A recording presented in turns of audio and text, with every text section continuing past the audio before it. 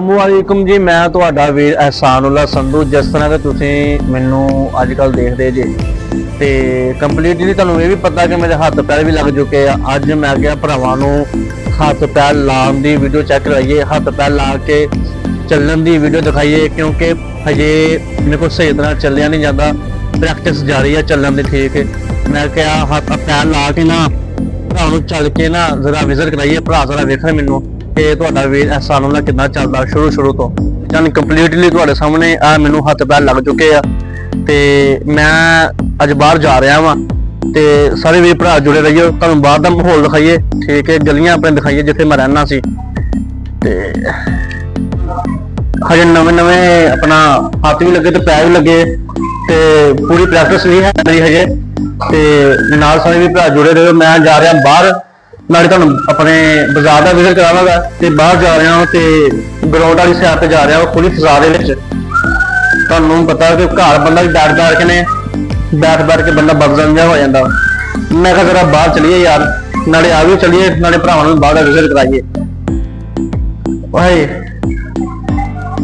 हजे थोड़ी दर्द होंदी है वो इस करके कि हजे कुछ ही दिन होए आ, हत्थ लगे ते बाजू ਜਿਹੜੇ ਲੱਗੇ ਤੇ ਲੱਤਾਂ ਵਗੈਰਾ ਲੱਗੀਆਂ ਜਿਹੜੀਆਂ। ਤੇ ਬਾਕੀ ਗੱਲ ਇਹ ਹੈ ਕਿ ਮੈਂ ਜ਼ਿਆਦਾ ਸਫ਼ਰ ਚੱਲ ਕੇ ਨਹੀਂ ਕਰ ਸਕਦਾ, ਕਿਉਂਕਿ ਹਜੇ ਨਵੇਂ ਮੈਨੂੰ ਹੱਥ ਪੈਰ ਲੱਗੇ ਆ ਤੇ ਮੋਟਰਸਾਈਕਲ ਤੇ ਬਹਿ ਕੇ ਜਾਵਾਂਗਾ, ਫਿਰ ਅੱਗੇ ਜਾ ਕੇ ਫਿਰ ਥੋੜਾ ਨਾ ਚੱਲਾਂਗਾ ਇਨਸ਼ਾਅੱਲਾ ਤਾਲਾ।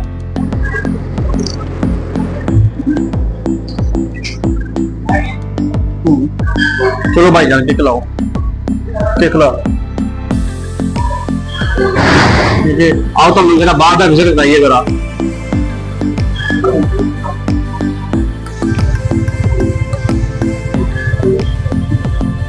चलो यार,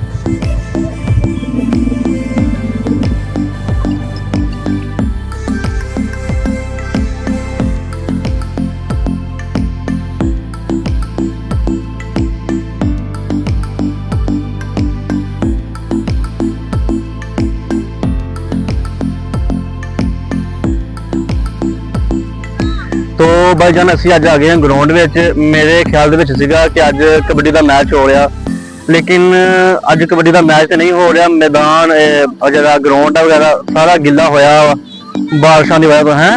ते आ वीर भरा प्रैक्टिस कर रहे जेह्ड़े कबड्डी खेलते हैं और जेह्ड़े नवीं ट्रेनिंग च आ रहे हैं, ट्रेनिंग कर रहे हैं, ये अपना दौड़ शोड़ ला रहे आन के रोजाना ही। ते कबड्डी का अज मैच तो नहीं, आइंदा ब्लॉग दे विच जदों कबड्डी का मैच होएगा तुहानूं दिखाया जाएगा।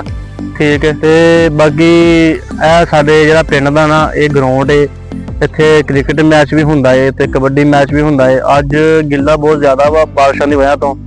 अज इस ते वैसे मुंडे ना अपने प्रैक्टिस कर रहे हैं। आ दिखाओ जी कैमरा मालो भरा वाल, ये सारे वीर भरा जी ना प्रैक्टिस कर रहे हैं। ते जदों इत्थे ना टूर्नामेंट भी हुंदे कबड्डियां दे। ठीक है, ते मुंडे चंगे ने पिंड दे खिलाड़ी ने माशाअल्लाह नवे उठ रहे हैं सारे। ते बाकी ग्राउंड दे नाल साडे पिंड दा कब्रिस्तान। ठीक है, जिंदे विच साडे प्यारे दफन हो चुके हैं। ठीक है, अल्लाह पाक उन्हां दी मग़फ़िरत फरमाए।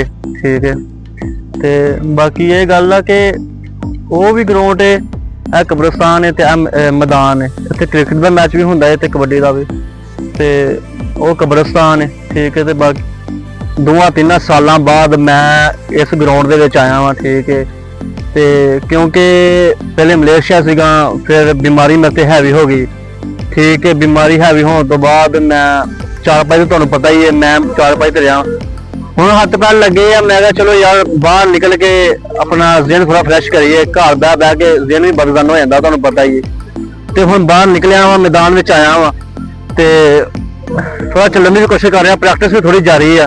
तुहानूं पता वा कि गलियां दे विच भी ज़्यादा नहीं चलिया जाता, क्योंकि उच्चा नीवा काम हो जाता है। अब मैदान दे विच आया वां, प्रैक्टिस कर रहा, नाले ते चलने की कोशिश कर रहा वां। दर्द तो हो रही है, लेकिन हुण की करिए, अपना चलना तो पैना ही है ना, आस्ता आस्ता। कोई नहीं, इंशाअल्लाह आस्ता आस्ता। ये जिहड़ियां गुट्टियां च दर्द होंदी वगैरह, जिहड़े वजन पै रहा मेरा टोटल कंप्लीटली लत्तां दे विच। ठीक है, गोड्यां दे विच, तो आस्ता आस्ता भी दर्द हट जानी। अल्लाह का शुक्र है, इंशाअल्लाह अल्लाह पाक करम करेगा। बाकी भरा नूं दुआवां याद रखा करो। ठीक है, बस इन्ना ही काफ़ी। अगले ब्लॉग च तुहानूं ਨਈਆਂ ਚੀਜ਼ਾਂ ਲੈ ਕੇ ਆਵਾਂਗੇ। ਕਬੱਡੀ ਦਾ ਮੈਚ ਵੀ ਇੱਥੇ ਹੁੰਦਾ ਵਾ, ਉਹ ਵੀ ਤੁਹਾਨੂੰ ਦਿਖਾਵਾਂਗੇ। ਤੇ ਹੋਰ ਕ੍ਰਿਕਟ ਦਾ ਮੈਚ ਵੀ ਹੁੰਦਾ ਵਾ। ਅੱਜ ਇਸ ਕਰਕੇ ਨਹੀਂ ਹੋ ਰਿਹਾ ਕਿ ਮੈਦਾਨ ਬਹੁਤ ਜ਼ਿਆਦਾ ਗਿੱਲਾ ਵਾ, ਗਰਾਊਂਡ ਵਗੈਰਾ ਹੈ, ਕਿਉਂਕਿ ਬਾਰਿਸ਼ਾਂ ਬਹੁਤ ਜ਼ਿਆਦਾ ਹੋ ਚੁੱਕੀਆਂ। ਤੇ ਕੋਈ ਨਹੀਂ, ਬਾਕੀ ਦੁਆਵਾਂ 'ਚ ਯਾਦ ਰੱਖਿਆ ਕਰੋ। ਦੂਸਰੀ ਗੱਲ ਇਹ ਹੈ ਕਿ ਛੋਟੀਆਂ ਛੋਟੀਆਂ ਗੱਲਾਂ 'ਚ ਪਰੇਸ਼ਾਨ ਨਾ ਹੋਇਆ ਕਰੋ, ਠੀਕ ਹੈ। ਪਰੇਸ਼ਾਨ ਹੋਣਾ, ਕਿਸੇ ਵੀ ਚੀਜ਼ ਤੋਂ ਪਰੇਸ਼ਾਨ ਹੋਣਾ ਉਹਦਾ ਪਰੇਸ਼ਾਨੀ ਦਾ ਹੱਲ ਨਹੀਂ ਹੈਗਾ, ਠੀਕ ਹੈ। ਖੁਸ਼ ਰਿਹਾ ਕਰੋ, ਆਬਾਦ ਰਿਹਾ ਕਰੋ।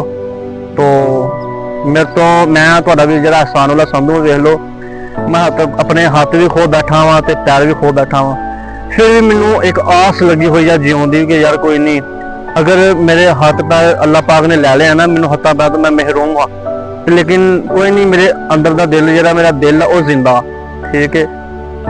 ਕੋਈ ਨਹੀਂ ਯਾਰ, ਸ਼ੁਕਰ ਅੱਲਾਹ ਪਾਕ ਦਾ ਅਦਾ ਕਰਿਆ ਕਰੋ। ਆਖਰੀ ਮੈਸੇਜ ਮੇਰਾ ਇਹੀ ਆ, ਹਰ ਹਾਲ ਦੇ ਵਿੱਚ ਸ਼ੁਕਰ ਅੱਲਾਹ ਦਾ ਅਦਾ ਕਰਿਆ ਕਰੋ। ਕਿਸੇ ਚੀਜ਼ ਦੀ ਟੈਨਸ਼ਨ ਨਾ ਲਿਆ ਕਰੋ ਛੋਟੀਆਂ ਛੋਟੀਆਂ ਗੱਲਾਂ ਤੋਂ।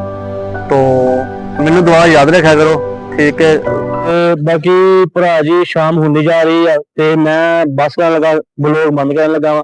ਤੇ ਲਾਸਟ ਅਗਲੇ ਬਲੌਗ ਦੇ ਵਿੱਚ ਤੇ ਤੁਹਾਨੂੰ ਪਿੰਡ ਦਿਖਾਵਾਂਗੇ, ਜੋ ਜੋ ਸਾਡੇ ਪਿੰਡ ਵਿੱਚ ਹੁੰਦਾ, ਕ੍ਰਿਕਟ ਖੇਲਣਾ ਵਗੈਰਾ, ਕੌਣ ਖੇਲਾਂ ਹੁੰਦੀਆਂ, ਜਾਂ ਜੋ ਵੀ ਹੁੰਦਾ ਤੁਹਾਨੂੰ ਸਾਰਾ ਚੈੱਕ ਕਰਾਉਣ ਜਾਵਾਂਗੇ। ਤੇ ਹੁਣ ਬਾਕੀ ਵੀਡੀਓ ਦੇ ਨਾਲ ਜੁੜੇ ਰਹੋ। ਹੁਣ ਅਸੀਂ ਵਾਪਸ ਘਰ ਜਾਣੇ ਆ, ਤੁਹਾਨੂੰ ਪੂਰਾ ਆਪਣੇ ਗਾਉਂ ਦਾ ਵਿਊ ਦਿਖਾਈਏ। ਚਲੋ ਜੀ। ਬਕਾਇਆ ਅਸੀਂ ਘਰ ਵਾਪਸੀ ਆ ਗਏ ਆ ਤੇ ਹੁਣ ਘਰ ਚੱਲੇ ਆ, ਠੀਕ ਹੈ। ਤੇ ਬਾਕੀ ਮਿਲਾਂਗੇ ਇਨਸ਼ਾਅੱਲਾ ਨੈਕਸਟ ਬਲੌਗ ਦੇ ਵਿੱਚ।